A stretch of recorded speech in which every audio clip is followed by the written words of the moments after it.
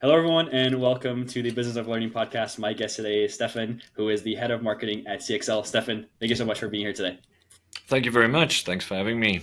Well, tell everyone a little bit more about CXL and what you guys are all about. Cool. So CXL is it stands for conversion extra lucrative. That's where the name comes from. We are well known as the gold standard for digital marketing training, specifically focusing on CRO analytics growth.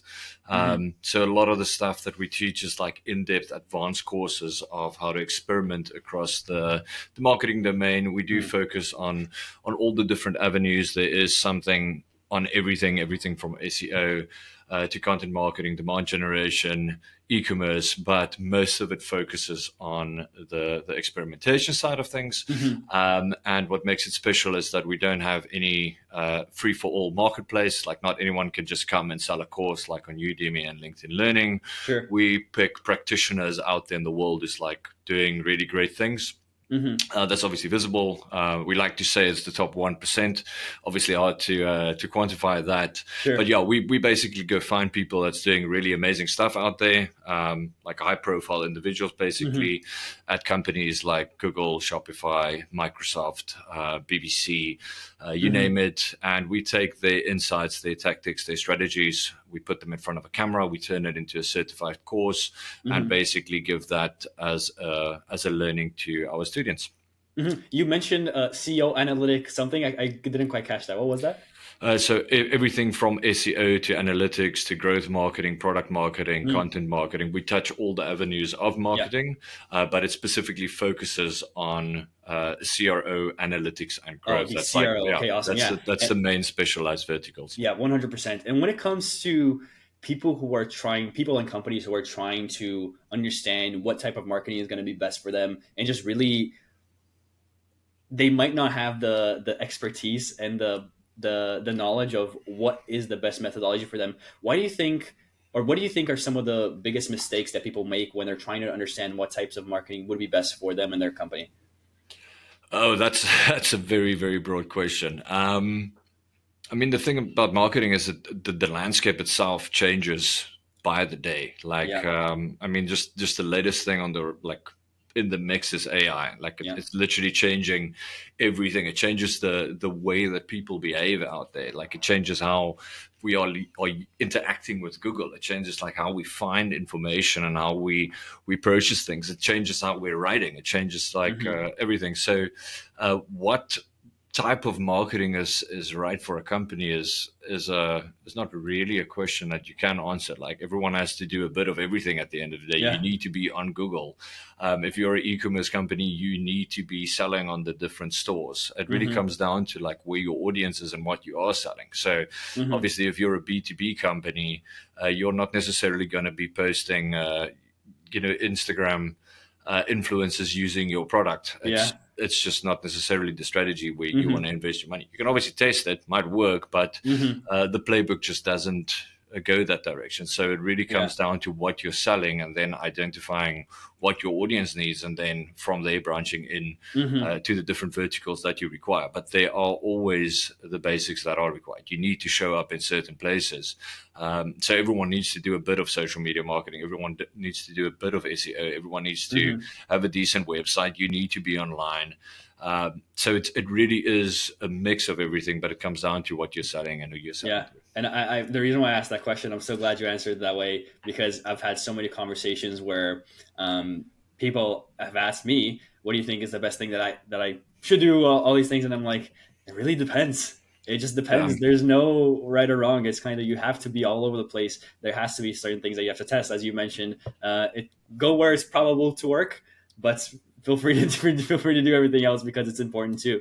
Yeah, because I And mean, marketing in practice is reaching an audience at the end of the day where they are with yeah. providing value to them and proving to them that they want to buy what you're selling. Hmm. So it really comes down to what that is that you're selling and where your audience is hanging out. So that answers the Hmm. question of what marketing you should be doing. Yeah. And it comes in many different forms. And something that works for one company might not work for the next best competitor at all. Hmm. because there's so many things that play the role. There's the the the voice of the brand itself. Like, do people know about you? Do they not know Hmm. about you? So yeah, I can't really answer that question and give anyone actual advice of like where you should be and where you Yeah, shouldn't. Just do your research and start there and go from there. 100%. And in terms of AI, what are you guys utilizing AI for to, or what are you leveraging AI for to help your own marketing, your own brand building, and obviously reaching more people that could become potential customers of yours? Um, Currently, we obviously using it quite a bit for research. The Hmm. synthetic research on like market side is great. We're dabbling quite a bit with it in the content marketing side. We're lucky enough to obviously sit with transcripts from instructors, which is Hmm. the thing about AI is the better you train it, the better it can give you results. Hmm. The one thing it's not good at is coming up with anything authentic. So if you use transcripts from like instructors, if we sit with like, for instance, 7, 8, 9 hours worth of like an expert talking on a specific subject, it gives you a very nice thing that you can feed into AI. So it actually works from the direct conversation. So Mm. on a small scale, if you put in like what Firefly's note taker, for instance, does. There's a conversation, there's a transcript that summarizes it. But if you're sitting with like copious amounts of recorded content in the form of transcript, you've got a very Hmm. nice basis to actually write on. So we do use it quite a bit to speed up like some of our content creation, but Hmm. it's more authentic than just going to like ChatGPT, for instance, and asking, "Hey, write me a LinkedIn post on Yeah. X, Y, Z." It's like you actually prompt the transcript more than Hmm. anything else. So it uses like quotes from the instructors. It uses like Hmm. their methodologies, their playbooks to then construct whatever you're putting, and then we just put Hmm. like the CXL brand voice on top of it to get it out. So we're definitely speeding up what we're putting out into the world, and that's, I mean, we're at the end of the day we're a borderline a media company. Like, yes, we're Hmm. education, but we put out as much as possible educational content Hmm. on all our platforms every single day, every week to a big audience. So the faster we can keep that ball rolling, the better. So we're definitely using AI to speed that up. And Hmm. then on the other side, more practically, we are obviously exploring how this works in the education space, which is quite Hmm. interesting. You do see companies like Reforge, for instance, they're now putting a lot of emphasis on, you know, the AI assisted learning. There's there's the bot that can help you navigate, that can help Yeah. you write exams. So we're busy exploring what we can do there. We Hmm. haven't like done anything official, but there's definitely opportunities there because, like I said earlier, what it is doing, it is changing the way people are absorbing information. It changes the Hmm. way that people are accessing and finding things that they're looking for, and obviously, education sits right in the middle of that. I Hmm. want to know something. What do? I either go to YouTube or I go buy a course. Nowadays, I go to YouTube or I go to AI or I buy a Yeah. course, which there's a blurry line at the moment, which is an interesting place to be in this industry, I think. Hmm. Would you say that there are any challenges that are coming alongside AI and how it's being utilized to create more business? Obviously, the research or the speed in which you can do things has increased massively, and that's a high leverage for so many businesses. But are there any challenges that are coming to you guys as a company or anyone that you guys work with that you're observing as well? Just generally in the market, I think, from my personal perspective at least, is everyone can now create content very fast. Mm. Everyone is like not necessarily before pushed out content or had the capabilities can now do it. And this goes for everything from writing like a relatively decent blog to a founder who's not necessarily super fond of making a post for LinkedIn or sitting or having the time to write. They can do that. Yeah. I think the coming along of the agents will even speed this up because if you can automate this, Hmm. it goes quite far. You're seeing this quite a lot with like comments on social media at the moment, like just bots Yep. responding to people's posts. Um, the problem is that what AI obviously does is it uses mostly like if you use it in its very basic form, and that's what most people are doing. Like if you're Hmm. not building your own custom database and like really feeding this thing the right information, it just kind of uses what's out there the whole time. It just like puts Hmm. the internet into a blender and spits out something in a different version that comes out of that. Mm-hmm. Now, if everyone's doing the same thing, and you can assume that 90% people are not really putting in the time to really prompt this right, creating a tone of voice, getting it the right instructions, what Mm-hmm. comes out on the other side is a hell of a lot of mediocre content that Yeah. sounds the same. You can spot these, and especially if you work with AI quite often. In the marketing space, I think it's specifically like bad because Yeah. we deal with it the whole time. We see the difference between a human written blog and a blog that's written by AI, and Mm-hmm.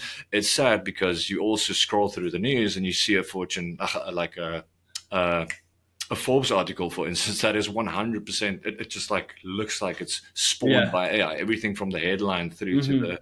the call Very to action clear. of it. It's like it dilutes everything that it stands for. For me, like Forbes used to be a brand that I respected. Now, after like a year of AI, I'm like, I don't actually want to open a Forbes article because I'm quite Mm-hmm. sure I'm diving straight into like an AI generated piece of Mm-hmm. crap. And that goes for like startups. It goes for founders who's trying to now all of a sudden build like a brand. Mm-hmm. So the problem becomes everything really is now just more noise, and it's really becoming even harder for brands to break through to stand out. So Mm-hmm. if there's so many playbooks in this blender and everyone's just doing the same thing, Yeah. what works changes the whole time, and Mm-hmm. everyone's doing the same thing. How do you stand out and break through this? So I Yeah. think it's a very interesting year in marketing, at least like this like 24 month span where we find ourselves in now, and Yeah. obviously CXL has to deal with that as well. So we're kind of pushed to um, everyone wants AI courses all of a sudden. AI in marketing, but what the hell is AI in marketing? Like Yeah. AI in marketing is everywhere. It's like in the optimization tools we use, it's in the bots we use, it's in the content we're putting out. AI is everywhere. So we can't really make Mm-hmm. a course of like AI for marketing because it's not one thing. But we Mm-hmm. do see this. If you look at the Google Trends, the searches for like AI and marketing courses are increasing. Everyone just wants to use AI to do better, faster, easier, but better, Mm-hmm. faster, easier comes at the cost of a lot of like quality. So Yeah. that's at least my observation on this, Mm-hmm. and I think it's a little bit sad. But hey, we're moving faster. But original thought has become lost in the noise.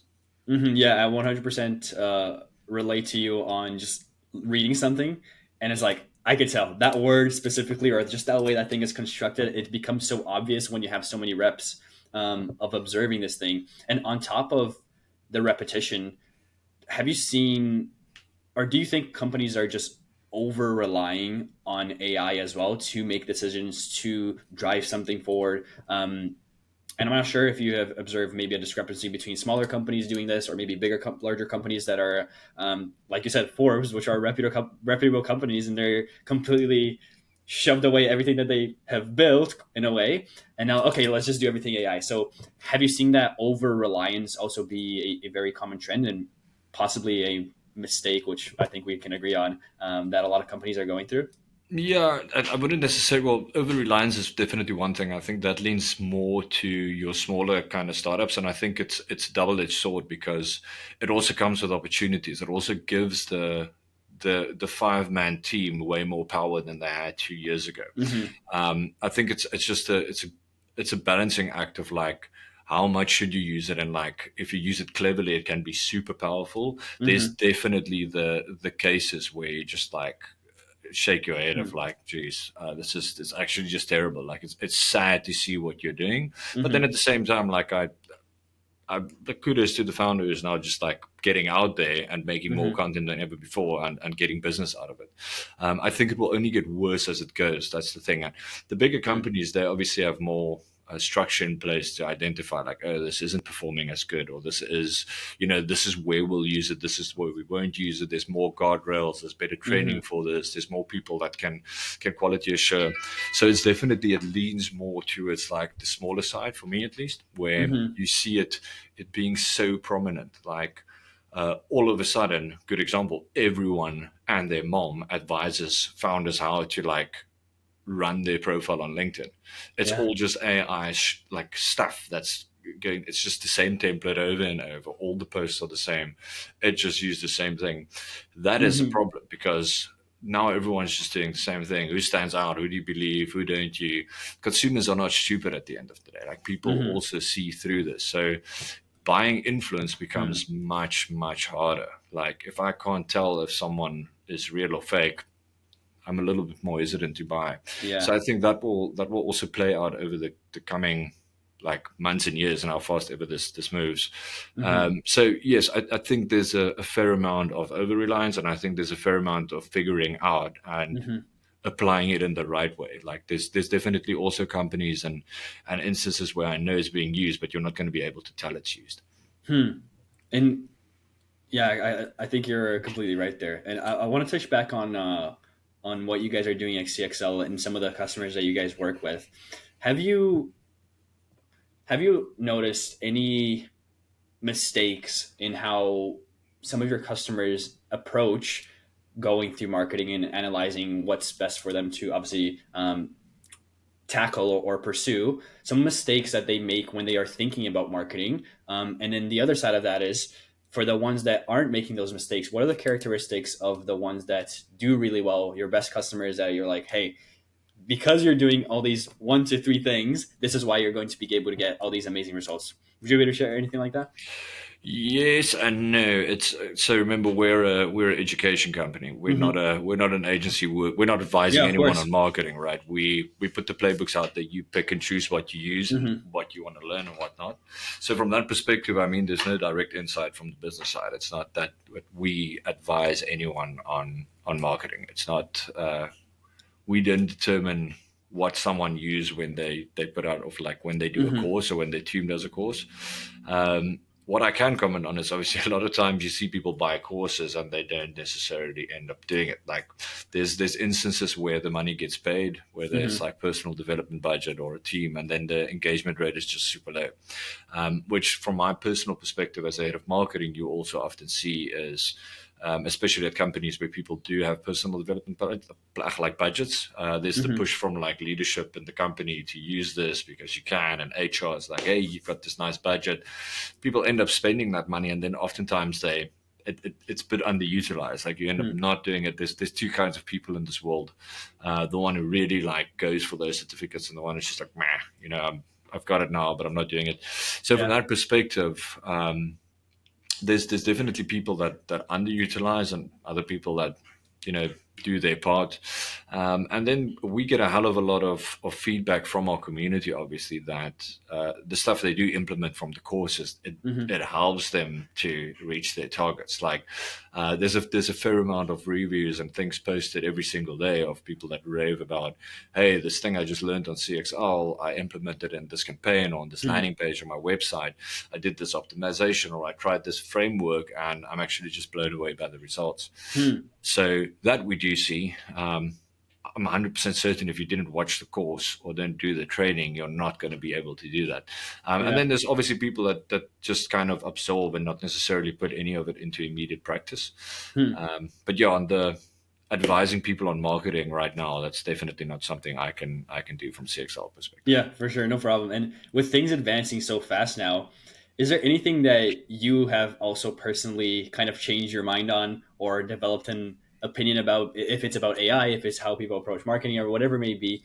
I think we're at a time that so many things are happening constantly, and it's just new things updating and innovating and coming out every single day. Obviously, 2 weeks ago, DeepSeek was like nobody even knew what it was, and now everybody's like, okay, DeepSeek. Is there anything that you have changed your mind on, or kind of developed an opinion about, or anything that comes to mind that really stands out from maybe past beliefs that you had about marketing, or the roles that you've had in the past too? Not necessarily change my mind. I mean, personally, I've always been of the my opinion has always been like in marketing moves fast. It's an industry that tends to move fast, and it always has been that way. Mm-hmm. It's just significantly sped up. Like I've always told people, like you can't like what works at one company. In one market, one brand does not work for another, and I think Mm-hmm. this is maybe just my personal background. Is I started in advertising agency as like a brand strategist, content strategist. So I moved through like a lot of different brands in like various industries, and then I went over to leading and building marketing operations and marketing teams and startups, and so I've seen a fair amount. And like Mm-hmm. my biggest observation has always been that you can kind of cross pollinate. You learn things everywhere that you can use everywhere, but one thing that is very evident is one like something that works for one vodka brand does not directly work for the next one, which is literally like the next best competitor. Mm. And I've observed this very early in my career, just kind of by luck, I guess. And I've learned back then that you need to kind of stay ahead of the curve the whole time. Like Mm-hmm. when AI comes onto the scene, you need to test it. You need to figure out how this works, where it fits, and how it's going to shape not only your output, but how it's going to shape how the consumer engages with the brand in an online Mm-hmm. setting. So the main thing is that it's sped up, and like the Hmm. need for people to stay on top of this if you want to be ahead of the game is greater than ever. So for instance, if you're like a content team of 2 people now can do what a content team of 20 people could do a year ago. Yeah. Um, Maybe like yes, there's still like nuances in the quality of the output, but technically spoken, what you can do is that like I've witnessed SEO programs when ChatGPT just came out to the scene where people were publishing uh, hundreds of pages in Hmm. days. Like that would take usually months, big project to like build out sections of the website, and it ranked. It did well. It did the job it needed to, and it took like 2 people a absolute fraction of the time to do Yeah. something that would take. So this keeps moving. If you don't like stay on top of that and what it can do and like adapt to this new tool, it's like trying to do maths back in the day when a calculator first came onto the scene, and you're like, no, I'm not going to use the calculator. Yeah. I'm just going to sit here and do everything in my mind. The guy with the calculator was going to get better marks than you, 100%. He's gonna ace it. He's gonna work faster. AI is exactly the same thing, and this industry in particular, because it has such a far-reaching influence from everything from research to like the output and like how much you can do. And I mean, now agents are on the doorstep, so you would be able to, technically spoken, completely automate your social media, which I personally think is still a bit meh. Like I Mm. wouldn't. I just had this conversation, funny enough, earlier today with someone who's running like started a company with agents, and he was asking my input. I told him like, for some people, yes. For me, no, because my standards are just too high. I can't Mm. leave AI unchecked yet. I can't let it Hmm. write and post Yeah. without like reviewing and Reviewing. Yeah. explicitly change, not even reviewing, changing. Like there needs to be human interference for me still. Mm-hmm. But other people are okay with it, and I think there are Yeah. certain instances where it could be very well the case where there's just a very tight budget. So yeah, that's basically to summarize my answer to your question Yeah. is I think it's more important than ever to just stay on top of what's going on and the capabilities that comes with this new tool. Mm-hmm. Um, yeah, and obviously that comes through education, and also don't believe everything that you read that AI gives you. That's very important. Like Yeah. it does not replace like human insight. Mm-hmm. 100%. I definitely agree with you on that. And just one final question here for you, Stefan, which is actually not a question for me. It's a question from our last guest to you, and he had no idea who you were. So you ready for That's it? always fun. Yeah, go for gold. Okay, awesome. Here's the question: if you had to clone yourself, what function of the business would you place your clone in? If I had to clone myself, which function of the business would I place myself in? Well, definitely just another marketing function. Um, uh, yeah, like I'm personally, if I could have 2 of myself, one just doing content and Mm. one running the operations and the strategy, I would be super happy. I'm actually trying to like when I was a kid, I was like, if I can have a clone of myself that can do my work while I'm not doing it, that would be great. Now And you want to do double work. I'm still joking with the idea now, especially with AI. If I can create a version of myself that really writes like myself, like me, like you wouldn't be able to tell my writing from the AI, which I think is Mm-hmm. still a way off. I do that 100%. Like if I can automate and clone myself to run content, I'll do it. Yeah, phenomenal. Well, Stefan, thank you so much for your time. Where should people go if they want to learn a little bit more about what you guys have going on at CXL? CXL.com. 100%. Everything's on the website. 120 courses, 9 mini degrees, spanning across all the the fundamentals of marketing, but really if you're interested in learning what to do with data, how to double down, how to run tests, not work on like assumptions, CRO, analytics, growth marketing, head over. There's a lot there, and we keep pushing out a lot of courses. We've got 12 more courses coming out this year, at least updates to old ones, and then obviously weekly lessons and stuff that we publish the whole time. Awesome. Thank you so much for your time, Stefan. Cool. Awesome. Thanks for having me.